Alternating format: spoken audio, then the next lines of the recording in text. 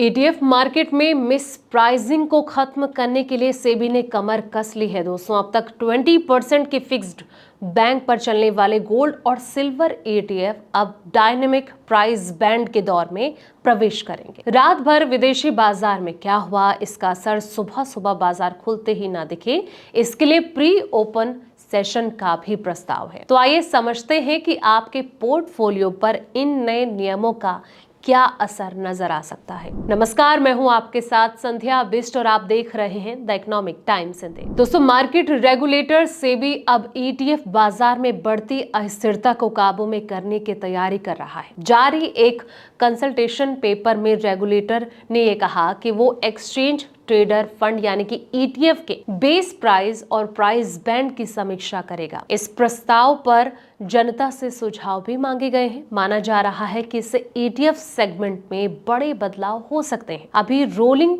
Settlement में आने वाले ज्यादातर शेयर पर दोनों तरफ 20% तक प्राइस बैंड लागू होता है। हालांकि जिन शेयर में डेरिवेटिव उपलब्ध है उन पर यह नियम लागू नहीं होता है। निगरानी के दायरे में आने वाले शेयर पर सख्त प्राइस बैंड लगाए जाते हैं। इसके अलावा 10%, 15% और 20% के मार्केट वाइड सर्किट ब्रेकर भी हैं। ये बीएसई सेंसेक्स और साथ ही एनएसई निफ्टी 50 में जो कि पहले तय सीमा तोड़े उसके आधार पर लागू होते हैं। गोल्ड और सिल्वर ईटीएफ में क्यों ये चिंता बढ़ती जा रही है, तो आपको बता दें कि सेबी ने कहा कि जनवरी 2026 के आखिरी हफ्ते में सोने और चांदी की जो घरेलू और वैश्विक कीमतें इसमें तेज उतार चढ़ाव देखने को मिला। इस वजह से गोल्ड और सिल्वर ईटीएफ में भी अस्थिरता बढ़ गई है। इन ईटीएफ पर लागू मौजूदा प्राइस बैंड T2 दिन के एनएवी पर आधारित था, लेकिन तेज उतार चढ़ाव के दौर में ये जो व्यवस्था है वो बाजार कीमत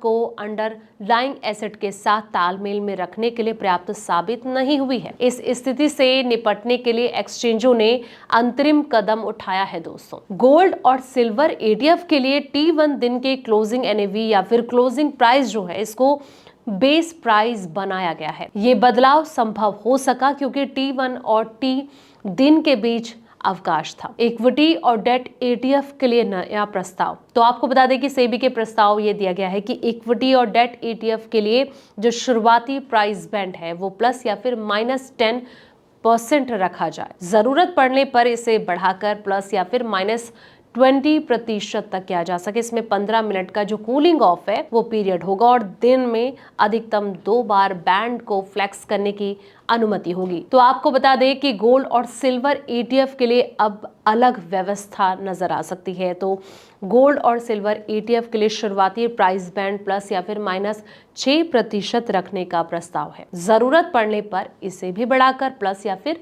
-20% तक किया जा सकेगा। इसमें भी 15 मिनट का जो कूलिंग ऑफ पीरियड है वो शामिल होगा।